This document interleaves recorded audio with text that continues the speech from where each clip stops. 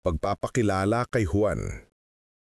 Maligayang pagdating sa isa pang kwento ng pag-asa ang mga kaibigan.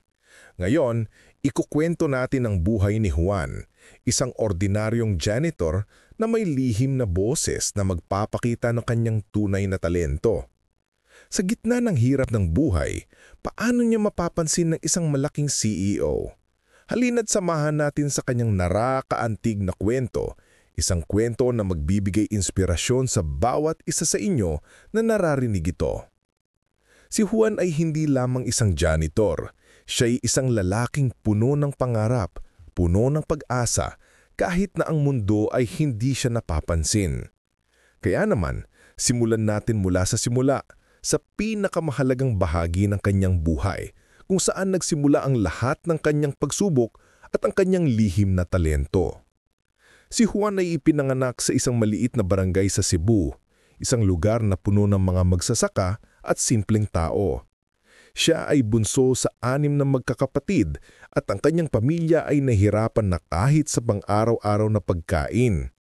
Ang kanyang ama, isang magsasaka, ay nagtatrabahong mahirap sa bukid, pero ang mga bagyo at pagbaha ay laging sumisira sa kanilang pananim. Ang kanyang ina naman, isang mananahi, ay gumagawa ng mga damit sa bahay, pero ang kita niya ay halos wala dahil sa kanyang edad at kakulangan ng mga kliyente. Sa murang edad, natutunan na ni Juan ang kahalagahan ng pamilya, ng pagtulong sa isa't isa, ng pagtitiis sa kabila ng kahirapan. Noong siya ay 10 taong gulang, isang malaking trahedya ang dumating. Ang kanyang ama ay namatay sa isang aksidente sa bukid. Iniwan ng kanilang pamilya na wala ng pangunahing tagapagtaguyod. Sa gabing iyon, habang ang kanyang mga kapatid ay umiiyak, sinabi ni Juan sa kanyang sarili, "Ako na ang bahala sa inyo." Sa edad na iyon, naging matanda na ang puso niya na parang nagdalawang golpe sa kanyang kabataan. Bilang bunso, si Juan ay hinintay ng kanyang mga kapatid na maging kanilang tagapagtanggol. Ang kanyang mga kapatid na 5 magkakapatid ay umaasa sa kanya kahit siya rin ay bata pa. Ang kanyang ina, na ngayon ay mas mahina, ay hindi na makapagtrabaho ng maayos, kaya si Juan ang naging haligi ng kanilang tahanan. Sa edad na 12, tumigil siya sa eskwela, kahit na mahilig siyang mag-aral at magbasa ng mga libro. "Ang edukasyon ko ay para sa aking mga kapatid," sabi niya sa kanyang guro na umiiyak sa kanyang desisyon. Pero sa kabila ng pagtigil, hindi nawala ang kanyang pag-ibig sa musika. Nung bata pa siya, siya ang hihintayin ng barangay tuwing may kantahan sa pista. Ang kanyang boses na malinaw at puno ng damdamin ay laging pinupuri ng mga kapitbahay. Nanalo siya ng mga kompetisyon sa chorus sa eskwela at ang kanyang mga guro ay sinabi na may malaking potensyal siya bilang mang-aawit. Pero sa gitna ng kahirapan, iniwan niya ang pangarap na iyon. "Hindi makakapagbigay ng pagkain ang pagkanta," sabi niya sa kanyang sarili habang tinatago ang kanyang boses na nasa loob lamang ng kanyang puso. Sa edad na 12, naghanap si Juan ng trabaho. Pumunta siya sa Cebu City, isang lugar na puno ng matataas na gusali at abalang kalye na tarabang isang bagong mundo para sa kanya. Naging janitor siya sa isang maliit na kumpanya, nagwawalis lang sahig, nagpapalis lang banyo, at naglilinis lang mga opisina ng mga mayayaman na hindi siya pinapansin. Araw-araw, mula umaga hanggang gabi, siya ay gumagawa ng hindi nagrereklamo. Iniisip ang kanyang pamilya na umaasa sa kanya. Ang kanyang sweldo ay maliit pero sapat para sa pagkain at paaralan ng kanyang mga kapatid. Sa gabi, kapag nag-iisa sa maliit na kwarto ng mga janitor, siya ay kumakantang mahina na parang pagpapahinga mula sa bigat ng buhay. Ang kanyang boses na dating ay puno ng saya sa mga pista ay naging lihim na aliw sa kanyang mga araw ng sakripisyo. Pero hindi niya akalain na ang talento niyang ito ay magiging susi sa kanyang pagbabago. Sa kabila ng pagod, sa kabila ng mga pangungutya ng kanyang mga kasamahan na sinasabi na, "Janitor ka lang," may isang kislap ng pag-asa sa kanyang puso. Ang pag-asa na balang araw, ang kanyang boses ay maririnig ng mundo. Ang kwento ni Juan ay simula pa lamang, mga kaibigan. Sa kabila ng kanyang mahirap na buhay, may lihim siyang daladala. Isang boses na magpapakita ng kanyang tunay na halaga. Ano kaya ang mangyayari sa kanya sa susunod na bahagi ng kanyang buhay? Paano kaya niya mapapansin ng isang malaking CEO? Ang sagot ay nasa malapit na at ang kwento niyang ito ay magbibigay inspirasyon sa bawat isa sa inyo na naririnig ito. Kaya naman, manatili kayo at samahan natin si Juan sa kanyang paglalakbay patungo sa pag-asa. Scene 2. Ang nakaraan ni Juan. Si Juan ay lumaki sa isang mahirap mabarangay sa Cebu bilang bunso sa 6 na magkakapatid. Noong siya ay 10 taong gulang, namatay ang kanyang ama sa isang aksidente sa bukid na iniwan ng kanyang ina at mga kapatid na wala ng tagapagtaguyod. Bilang bunso, siya ang naging haligi ng pamilya, tumigil sa eskwela sa edad na 12 upang magtrabaho. Naging janitor siya sa Cebu City, nagwawalis at naglilinis ng mga opisina ng mga mayayaman na hindi siya pinapansin. Pero sa kabila ng hiyap, may talentong nakatago si Juan, ang kanyang boses. Nung bata pa siya ang hinihintay ng barangay tuwing may kantahan sa pista at nanalo siya ng mga kompetisyon sa chorus. Ang kanyang mga guro ay sinabi na may malaking potensyal siya bilang mga awit, pero dahil sa kahirapan, iniwan niya ang pangarap. Hindi makakapagbigay ng pagkain ng pagkanta, sabi niya sa sarili. Sa gabi, kapag nag-iisa sa maliit na kwarto ng mga janitor, siya ay kumakanta ng mahina na parang pagpapahinga mula sa bigat ng buhay. Ang kanyang boses, na dati ay puno ng saya, ay naging lihim na aliw sa kanyang mga araw ng sakripisyo. Pero sa kabila ng lahat, may pag-asa pa rin sa kanyang puso. Ang pag-asa na balang araw, ang kanyang talento ay makikilala. Ang kwento ni Juan ay simula pa lamang at ang susunod na bahagi ng kanyang buhay ay magdadala ng isang hindi inaasahang pagbabago. Matapos ang maraming taon ng pagsisikap, si Juan ay naging janitor sa isang malaking kumpanya sa Cebu City, isang lugar na puno ng mga matataas na gusali at abalang kalye. Ang kanyang buhay sa opisina ay parang isang araw-araw na laban. Isang laban na hindi lamang laban sa dumi at alikabok, kundi laban sa pagiging hindi napapansin. Mula umaga hanggang gabi, siya ay nagwawalis ng sahig, nagpapanis ng mga banyo at naglilinis ng mga opisina ng mga empleyado na hindi man lang siya tinitignan sa mata. Ang kanyang uniform, isang simpleng asol na kasuotan na puno ng marka ng trabaho, ay parang simbolo ng kanyang buhay. Simple, madalas na hindi napapansin, pero puno ng sipag. Araw-araw, siya ay gumigising ng maaga, uminom ng kape mula sa isang plastik na baso at nagtatrabaho ng hindi nagrereklamo. Inihisip ang kanyang pamilya na umaasa sa kanyang maliit na sweldo. Pero sa kabila ng kanyang pagsisikap, ang mga empleyado ay madalas na tumingin Sa kanya na parang wala siyang halaga. Janitor lang yan, sabi ng isa sa mga opisyal habang nagdadaan sa kanya, na parang hindi tao ang kanyang nararamdaman. Ang opisina ay puno ng mga tao na abala sa kanilang trabaho. Mga manager na nakasuit, mga sekretarya na may mga laptop at mga empleyado na laging may meeting. Pero si Juan ay parang anino sa kanilang mga mata. Isang tao na naroon lang para maglinis at hindi para makipag-usap. Ang kanyang mga kasamahan, mga janitor din, ay naging kanyang kaibigan pero madalas rin silang nang-uuyam sa kanya kapag siya ay kumakanta habang nagwawalis. Juan, tigilan mo na yung pagkanta, janitor ka lang, sabi ng isa, na para bang hinuhusgahan ng kanyang maliit na aliw. Pero si Juan ay hindi nagrereklamo, nananahimik siya.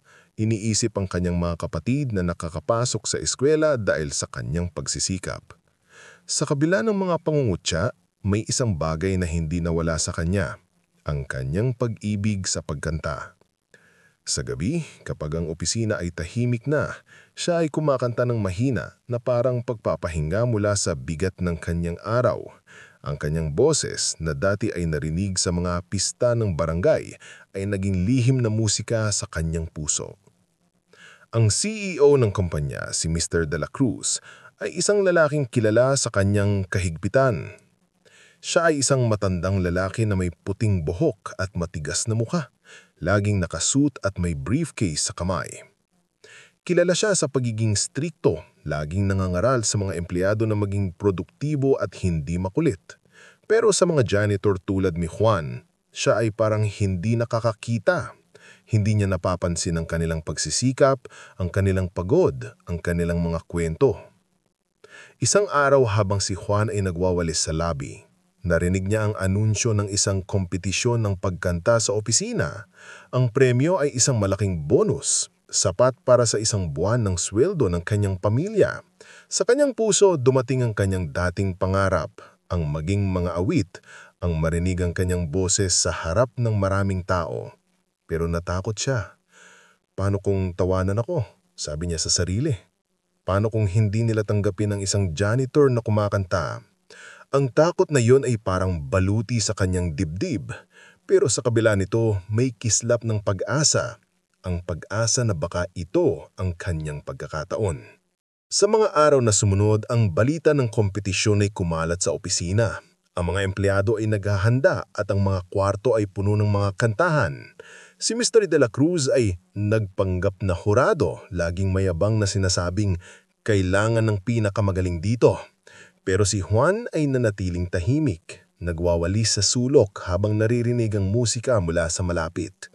Ang kanyang mga kasamahan ay nagsasabi na hindi siya dapat sumali. Janitor ka lang, Juan, huwag kang magmalaki, sabi ng isa. Pero sa kabila ng mga salita, sa kanyang isip, naaalala niya ang mga araw na siya ay nanalo sa mga kompetisyon sa barangay, ang mga palakpakan ng kanyang mga kapitbahay, ang mga guro na naniniwala sa kanya. Kung kaya ko noon, baka kaya ko rin ngayon. Ang kanyang boses na matagal nang nakatago ay parang naghihintay ng tamang sandali, ng tamang tao na makakarinig nito. Pero ang buhay sa opisina ay hindi madali para kay Juan. Ang mga empleyado ay madalas na nagtatapon ng basura sa sahig kahit may basurahan, na para bang sinasadya nilang dagdagan ang kanyang trabaho. Ang mga supervisor ay laging nagmamadali, hindi man lang nagsasabi ng salamat kapag natatapos niya ang kanyang gawain. At ang si Mr. De La Cruz na laging dumadaan sa lobby na may matigas na muha ay parang hindi nakakakita sa kanya. Pero sa kabila ng lahat ay nananatiling matatag si Juan. Ang kanyang pamilya, ang kanyang mga kapatid na umaasa sa kanya, ang kanyang ina na laging nagdarasal para sa kanya, sila ang naging lakas niya. At sa isang sulok ng kanyang puso, may isang lihim na pangarap. Ang araw na ang kanyang boses ay hindi na lihim, kundi isang daan para baguhin ang kanyang mga kaisipan. Buhay. Ang kwento ni Juan ay nasa simula pa lamang ng kanyang paglalakbay at ang susunod na sandali ay magdadala ng isang hindi inaasahang pagbabago sa kanyang buhay sa opisina. Sena 5. Ang pagsabog ng boses. Sa gabing iyon, habang ang opisina ni Mr. De La Cruz ay tahimik na, ang buhay ni Juan ay nasa dulo ng isang malaking pagbabago.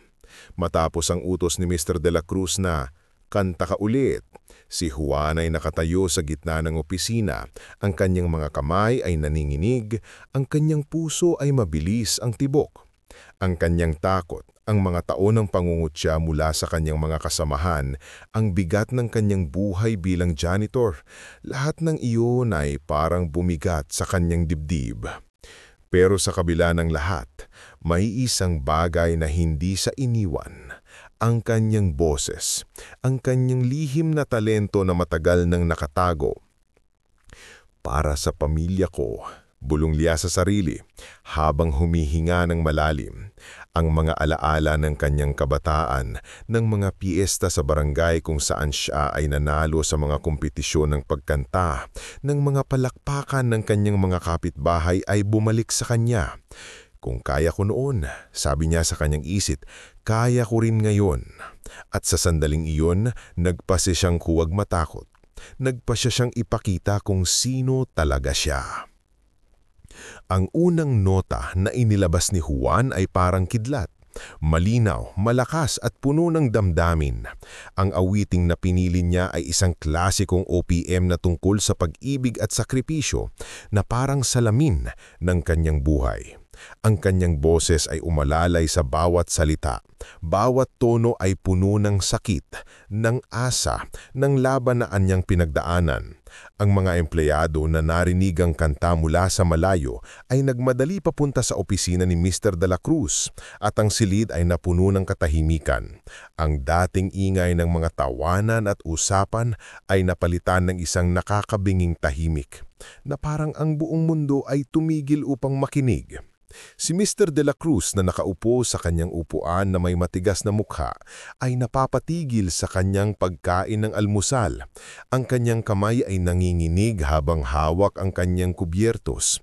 Ang kanyang mga mata na dati ay puno ng galit ay ngayon ay nagpapakita ng gulat na parang hindi makapaniwala sa naririnig. Ano ito? Bulong niya sa sarili. Ang kanyang boses ay puno ng hindi inaasahang emosyon. Ang bawat hakbang ng kanta ni Juan ay parang kwento. Kwento ng kanyang kabataan na puno ng musika, ng kanyang mga taon bilang janitor na puno ng sakripisyo, ng kanyang pamilya na umaasa sa kanya. Ang kanyang boses ay umangat sa mga matataas na nota na parang sumisigaw ng kanyang dignidad, ng kanyang halaga bilang tao. Ang mga empleyado na nauuna ay nangungutya sa kanya, ay ngayon ay napatanga. Ang kanilang mga bibig ay bahagyang bukas, ang kanilang mga mata ay puno ng paghanga. Ang isa sa mga kasamahan niyang janitor na dati ay nangunguyam sa kanya ay napaluha, na parang naalala ang kanyang sariling mga pangarap na iniwan din dahil sa hirap. Ang kanta ni Juan ay hindi lamang isang pagganap. Ito ay isang pagpapakita ng kanyang buong buhay, ng kanyang pagtitiis, ng kanyang harap na pag-asa na hindi kailanman nawala kahit sa pinakamadilim na araw. Sa gitna ng kanta, si Mr. De La Cruz ay napatayo mula sa kanyang upuan. Ang kanyang mukha ay puno ng hindi malaman kung gulat o paghanga. "Sino ka ba talaga?" tanong niya ng malakas. Ang kanyang boses ay parang nahihilo sa narinig. Nakatuon kay Juan na ngayon ay puno ng kumpiyansa.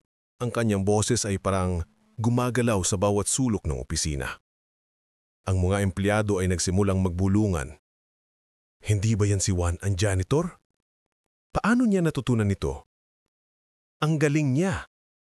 Ang dating katahimikan ng paghuhusga ay napalitan ng ingay ng paghanga at ang opisina na dati ay puno ng pagmamaliit ay ngayon ay parang entablado ng isang artista. Ang boses ni Juan ay umabot sa mga kwarto, sa mga pasilyo at kahit sa labas ng gusali na parang mensahe ng pag-asa sa lahat ng nakarinig. Pero ang pinakamahalagang sandali ay nang si Juan ay tumigil sa kanta. Ang kanyang huling nota ay tumago sa puso ng lahat. Ang silid ay napuno ng katahimikan na parang ang buong mundo ay naghihintay ng susunod na mangyari. Pagkatapos ng ilang segundo, ang mga empleyado ay nagsimulang magpalakpakan. Ang kanilang mga kamay ay naglalaban sa hangin, ang kanilang mga mukha ay puno ng emosyon. Si Mr. De La Cruz na dati ay strikto at mayabang ay napahawak sa kanyang dibdib na parang naantig ng kanta ni Juan. "Hindi ko inaasahan ito," sabi niya. Ang kanyang boses ay mahina pero puno ng respeto. Ang kanta ni Juan ay hindi lamang nagpabago ng kanyang tingin kay Juan, kundi nagpabago rin ng hangin sa opisina mula sa paghuhusga tungo sa pagkilala. Ang boses ni Juan na matagal nang nakatago sa dilim ng kanyang buhay bilang janitor ay ngayon ay sumikat na parang araw na nagbibigay liwanag sa kanyang kwento. Sa kanyang isip, si Juan ay naalala ang kanyang pamilya. Ang kanyang ina na laging nagdadasal para sa kanya, ang kanyang mga kapatid na umaasa sa kanyang sweldo, ang mga araw na siya ay umiiyak mag-isa dahil sa hirap. Ang kanyang boses ay para sa kanila, para sa lahat ng mga Pinoy na nakaranas ng panghuhusga, ang mga itinuring na mababa dahil sa kanilang trabaho. Ang kanyang pagkanta ay isang sigaw ng dignidad, isang patunay na ang isang janitor ay hindi lamang isang tagalinis, kundi isang tao na may kwento, may talento at may karapatang maging proud. Pero ang kwento ay hindi pa tapos. Ang reaksyon ni Mr. De La Cruz at ang susunod na hakbang ay magdadala ng mas malaking pagbabago sa buhay ni Juan. Ano kaya ang mangyayari? Ang sagot ay malapit na at ang kwento niyang ito ay patuloy na magbibigay inspirasyon sa lahat ng nakikinig. Scene 6, ang pagkilala. Matapos ang nakakamanghang pagsabog ng boses ni Juan, ang opisina ni Mr. De la Cruz ay napuno ng malakas na palakpakan. Ang katahimikan na sumunod sa kanyang kanta ay napalitan ng ingay ng paghangap, ng mga kamay na naglalaban sa hangin, ng mga mukha na puno ng emosyon. Si Juan na nakatayo sa gitna ng silid ay huminga ng malalim, ang kanyang dibdib ay puno ng kumpiyansa at kapayapaan. Ang kanyang boses na matagal nang nakatago sa dilim ng kanyang buhay bilang janitor ay ngayon ay narinig ng lahat at ang dating anino sa opisina ay naging bituin sa kanilang mga mata.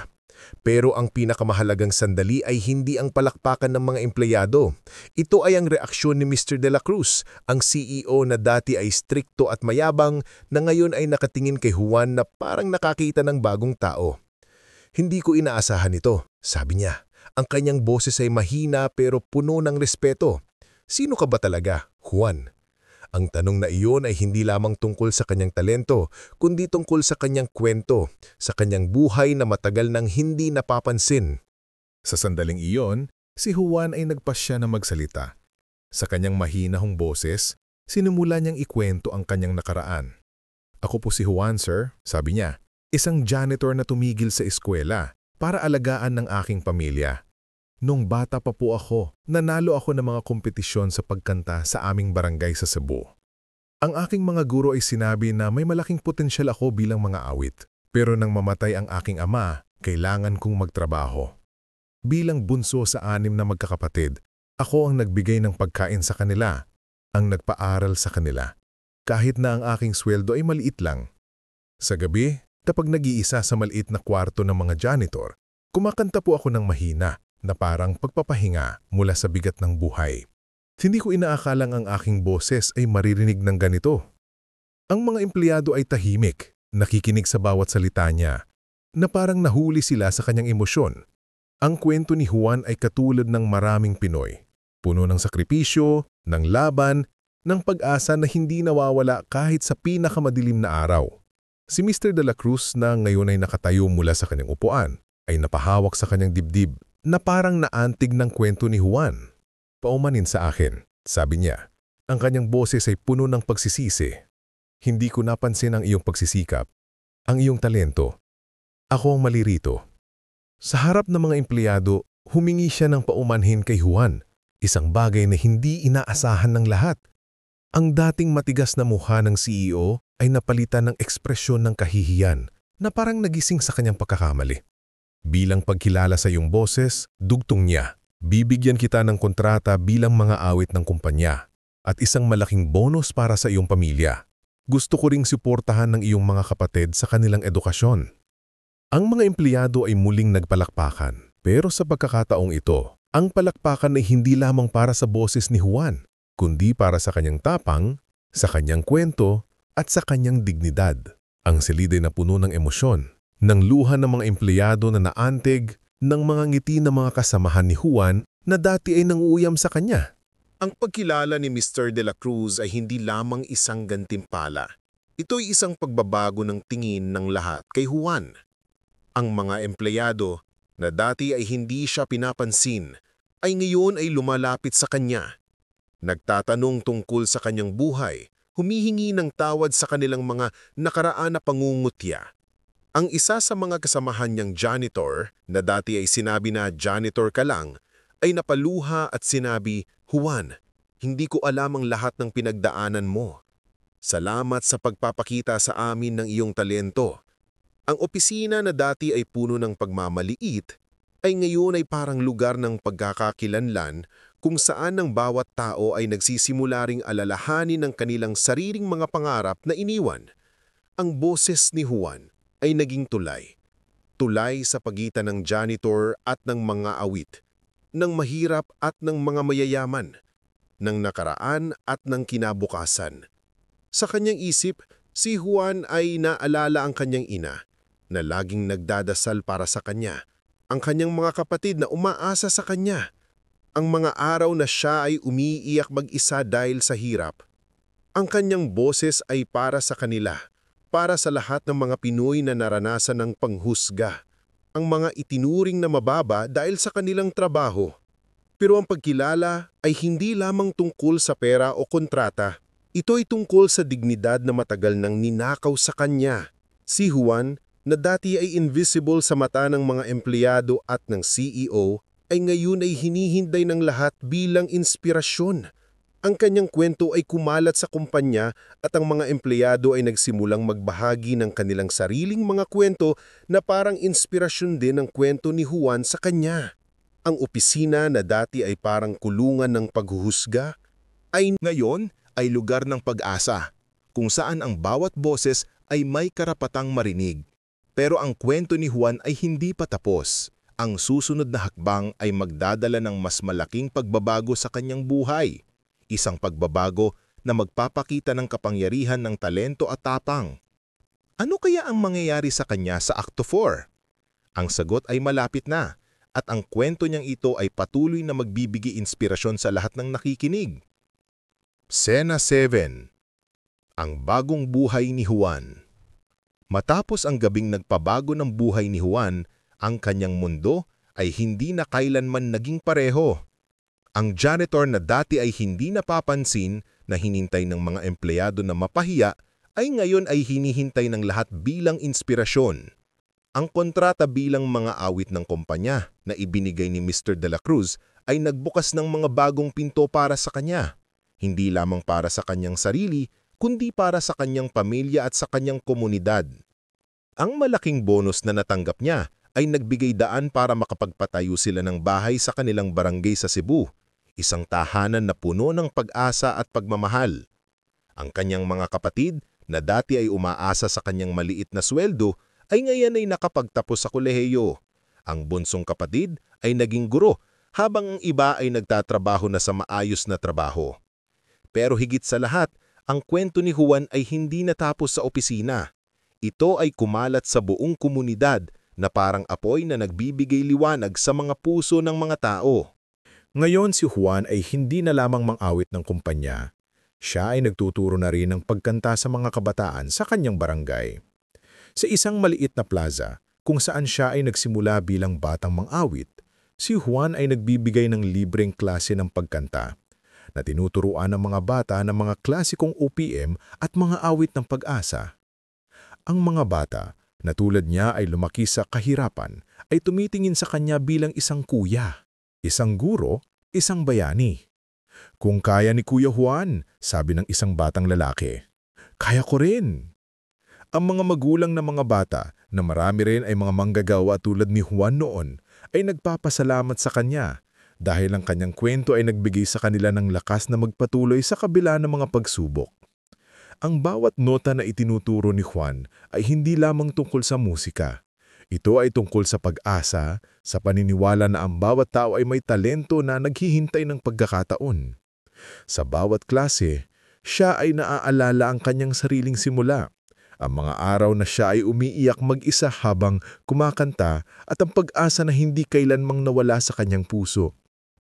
Ang bagong buhay ni Juan ay puno ng liwanag, pero hindi niya kailanman nakalimutan ang kanyang nakaraan. Sa tuwing siya ay kumakanta sa mga event ng kumpanya, naaalala niya ang kanyang ina na laging nagdadasal para sa kanya kahit na mahina na ang kanyang katawan. Ang bonus na natanggap niya ay ginamit din upang dalhin ang kanyang ina sa doktor na nagbigay sa kanya ng mas maayos na kalusugan. Ang kanyang mga kapatid ay madalas na bumibisita sa kanya, dala ang kanilang mga anak at nagsasabi, "Kuya, ikaw ang dahilan kung bakit kami nandito." Ang kwento ni Juan ay naging inspirasyon sa kanilang pamilya na parang puno ng pag-asa na lumalago sa gitna ng kahirapan. Sa kumpanya, siya ay hinihintay na mang-awit sa mga okasyon. At ang dating janitor ay ngayon ay hinahangaan ng mga empleyado na dati ay hindi siya pinapansin. Ang kanyang boses na matagal nang nakatago ay ngayon ay simbolo ng pagbabago, ng posibilidad, ng pag-asa na makakamit kahit ang pinakamaliit na tao. Pero ang pinakamahalagang pagbabago ay nangyari sa puso niyang komunidad ni Juan. Ang kanyang kwento ay kumalat sa social media, sa mga kapitbahay, sa mga kaibigan ng mga empleyado ng kumpanya. May mga gumawa ng mga video tungkol sa kanya. May mga nagbabahagi ng kanyang pagganta sa Facebook at may mga nagsabi, "Kung kaya ni Juan, kaya ko rin." Ang kanyang boses ay naging inspirasyon sa mga janitor, sa mga OFW, sa lahat ng Pinoy na nararanasan ng panghuhusga dahil sa kanilang trabaho. Sa bawat klase sa plaza, ang mga bata ay natututo hindi lamang ng pagganta, kundi ng paniniwala sa kanilang sarili. Ang isa sa mga magulang ay sinabi, "Salamat sa iyo, Juan, dahil pinakita mo na ang talento ay hindi natutukoy ng pera o katayuan." Ang plaza, na dati ay lugar ng mga simpleng laro, ay ngayon ay lugar ng mga pangarap, kung saan ang bawat bata ay nagsisimula ring maghanap ng kanilang sariling boses. Si Juan ay hindi lamang nagtuturo ng pagkanta, siya ay nagtuturo ng tapang, ng pag-asa, ng dignidad. Sa tuwing siya ay kumakanta sa harap ng mga bata, naaalala niya ang kanyang sariling laban. Ang mga araw na siya ay tinatawag na janitor lang. Ang mga gabi na siya ay umiiyak dahil sa pagod. Ang mga sandali na siya ay nagtitiis para sa kanyang pamilya. Pero ngayon, sa bawat ngiti ng mga bata, sa bawat pasasalamat ng mga magulang, nararamdaman niya ang halaga ng kanyang pagsisikap. Ang kanyang boses ay hindi nalihim. Ito ay naging regalo na ibinabahagi niya sa mundo. Ang kwento ni Juan ay nagpabago ng kanyang buhay, ng kanyang pamilya at ng komunidad, na parang patunay na ang talento at tapang ay maaring lampasan ng kahit anong pagsubok. Pero ang kwento ay hindi pa tapos. Ang susunod na sandali ay magdadala ng huling aral, isang aral na magbibigay inspirasyon sa lahat ng nakikinig. Ano kaya ang susunod na hakbang ni Juan? Ang sagot ay malapit na, at ang kanyang kwento ay patuloy na magliliwanag sa mga puso ng mga Pinoy. Pero ang pinakamahalagang pagbabago ay nangyari sa puso niyang komunidad ni Juan. Ang kanyang kwento ay kumalat sa social media, sa mga kapitbahay, sa mga kaibigan ng mga empleyado ng kumpanya. May mga gumawa ng mga video tungkol sa kanya. May mga nagbabahagi ng kanyang pagganta sa Facebook at may mga nagsabi, "Kung kaya ni Juan, kaya ko rin." Ang kanyang boses ay naging inspirasyon sa mga janitor, sa mga OFW, sa lahat ng Pinoy na nararanasan ng panghuhusga dahil sa kanilang trabaho. Sa bawat klase sa plaza, ang mga bata ay natututo hindi lamang ng pagganta, kundi ng paniniwala sa kanilang sarili. Ang isa sa mga magulang ay sinabi, "Salamat sa iyo, Juan, dahil pinakita mo na ang talento ay hindi natutukoy ng pera o katayuan." Ang plaza, na dati ay lugar ng mga simpleng laro, ay ngayon ay lugar ng mga pangarap, kung saan ang bawat bata ay nagsisimula ring maghanap ng kanilang sariling boses. Si Juan ay hindi lamang nagtuturo ng pagkanta, siya ay nagtuturo ng tapang, ng pag-asa, ng dignidad. Sa tuwing siya ay kumakanta sa harap ng mga bata, naaalala niya ang kanyang sariling laban. Ang mga araw na siya ay tinatawag na janitor lang. Ang mga gabi na siya ay umiiyak dahil sa pagod.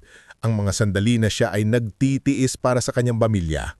Pero ngayon, sa bawat ngiti ng mga bata, sa bawat pasasalamat ng mga magulang, nararamdaman niya ang halaga ng kanyang pagsisikap.